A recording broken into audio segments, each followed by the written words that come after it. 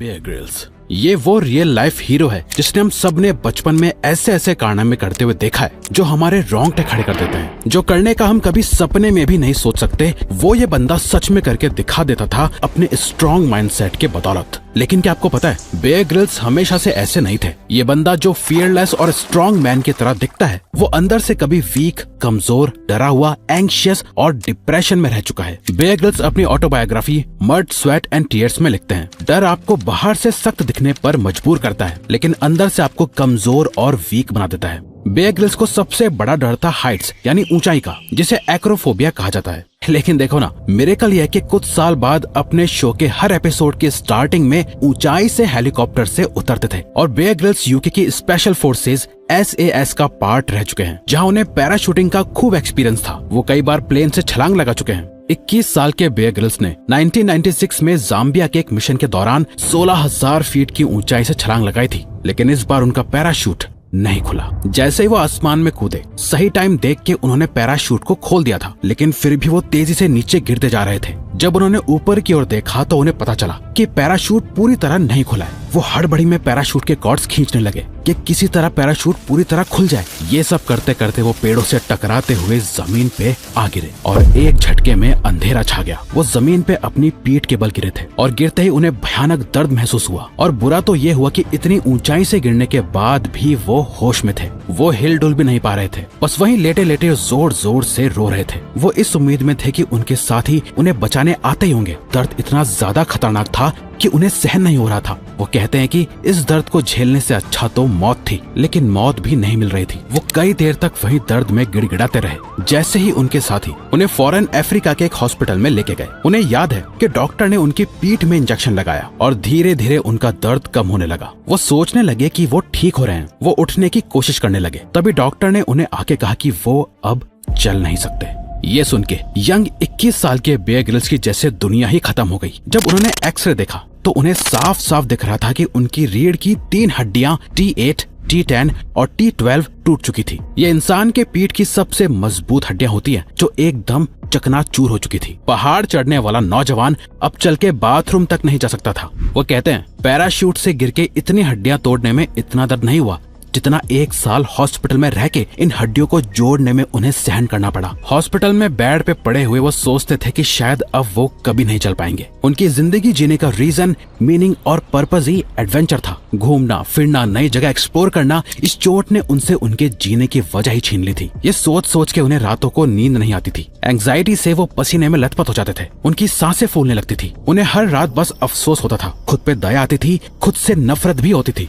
2 महीने बीत चुके थे, पर उनकी सेहत में कोई सुधार आने के बजाय उनकी हालत बद से बदतर होती जा रही थी। दर्द बढ़ता जा रहा था और शरीर अकड़ता जा रहा था। अपने हाल को देख के वो और नेगेटिव होते गए। उन्हें कुछ भी अच्छा नहीं लग रहा था। बात बात पे गुस्सा और रोना आता था। धीरे धीरे वो डिप्रेशन में और गहरे फिसलने लगे। जो लोग उन्हें जानते हैं उन्हें लगता था कि बेयर ग्रिल्स तो बहुत पॉजिटिव बंदा है, वो मेंटली बहुत टफ है, वो बहुत हिम्मत और पॉजिटिविटी के साथ इस परेशानी का सामना कर ही लेगा। लेकिन ऐसा नहीं था। वो 21 साल के थे और बहुत डरे हुए थे। उन्हें समझ नहीं आ रहा था कि आगे की जिंदगी कैसे बीतेगी, वो क्या करेंगे। उनके सारे सपने खुद खत्म होते हुए उन्हें दिखाई दे रहे थे। आधी रात को अपने बेड पे लेटे लेटे उनकी नजर दूर रखे एक फोटो फ्रेम पर पड़ी। वो फोटो थी माउंट एवरेस्ट की। बचपन से बेयर ग्रिल्स और उनके फादर का ये सपना था कि वो एक दिन माउंट एवरेस्ट की चढ़ाई चढ़ेंगे। उस फोटो फ्रेम पे धूल चढ़ी देख उन्हें ऐसे लगने लगा जैसे उनके सपनों पर भी धूल चढ़ गई है, जो उनसे बर्दाश्त नहीं हो रहा था। उस रात कोई उनके साथ नहीं था। वो अकेले थे। वो हिम्मत करके खड़े होते हैं और बैसाखियों के सहारे उस फोटो फ्रेम तक जाते हैं और धूल साफ करते हैं और बस यही सोचते सोचते सो जाते हैं कि कैसे वो अपने आप को जीने की हिम्मत दे सकते हैं। उनके सबकॉन्शियस माइंड में ये बात बहुत गहराई से जम गई। इस बात ने उन्हें हौसला दिया और जीने की एक उम्मीद दी। अगले दिन जब वो सोकर उठे तो उन्हें अपनी दादी माँ की एक बात याद आई, जो हमेशा कहती थी, बेयर बेटे, लाइफ में जो कुछ भी होता है अच्छा ही होता है। वो इंसान ही है जो खुद को दुखी करने के और परेशान करने के बहाने ढूंढ लेता है। जब भी तुम किसी मुसीबत में पड़ो तो हमेशा खुद को याद दिलाओ कि जो कुछ भी हो रहा है गॉड की मर्जी से हो रहा है, जो कभी कुछ गलत नहीं होने देता। इस टाइम उन्होंने इस बात की गहराई को समझा और इस सच को फील करा कि वो चाहते तो इस एक्सीडेंट में, इस इंजरी और चोट से मर भी सकते थे, लेकिन क्योंकि वो जिंदा है इसका मतलब गॉड ने उनके लिए कुछ बेहतर प्लान करके रखा है। इसके बाद उन्हें इस बात की चिंता खत्म हो गई कि उनकी लाइफ में आगे क्या होगा, क्या वो चल पाएंगे या नहीं, वापस स्पेशल फोर्स में काम कर पाएंगे। उन्हें अब इन सब की फिक्र और चिंता ने सताना बंद कर दिया। जब उनकी ओवर थिंकिंग कम हुई तो मन को शांति मिली, फिर उनका स्ट्रेस और नेगेटिविटी भी कम होने लगी। अपनी बॉडी से पहले उन्होंने अपने माइंड को रिपेयर करना शुरू कर दिया। माइंड स्ट्रांग हुआ तो बॉडी भी अपने आप हील होने लगी। उनके जख्म बढ़ने लगे, हड्डियों के जुड़ने की स्पीड तेज हो गई। उन्हें अपने सबसे करीबी दोस्त एड एमिस की एक बात याद आई, जिन्होंने एक बार बेयर ग्रिल्स से कहा था, अक्सर भगवान की बुलाहट में जन्म, मृत्यु और फिर पुनर्जीवन होता है, और इस इंजरी से तुम्हारा पुनर्जन्म हुआ है।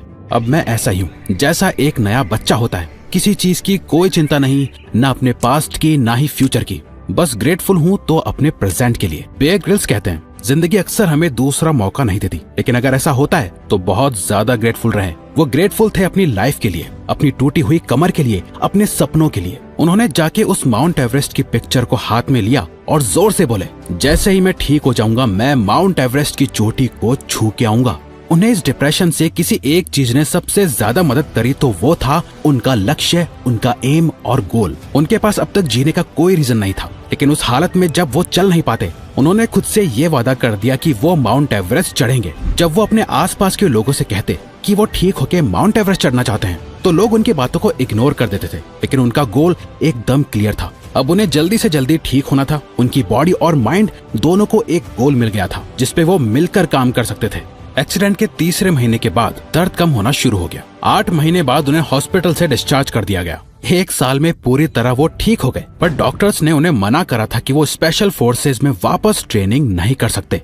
कोई जॉब नहीं थी तो पैसा भी नहीं था, पर अपने सपनों को पूरा करने के लिए उन्हें 25 लाख की जरूरत थी। जहां उन्हें माउंट एवरेस्ट चढ़ने की ट्रेनिंग करी, उसके लिए इक्विपमेंट खरीदे थे, जिसके लिए उन्होंने करीब 250 कंपनीज को स्पॉन्सरशिप के लिए प्रपोजल्स लिखे, और सारी कंपनीज से वो रिजेक्ट हो गए।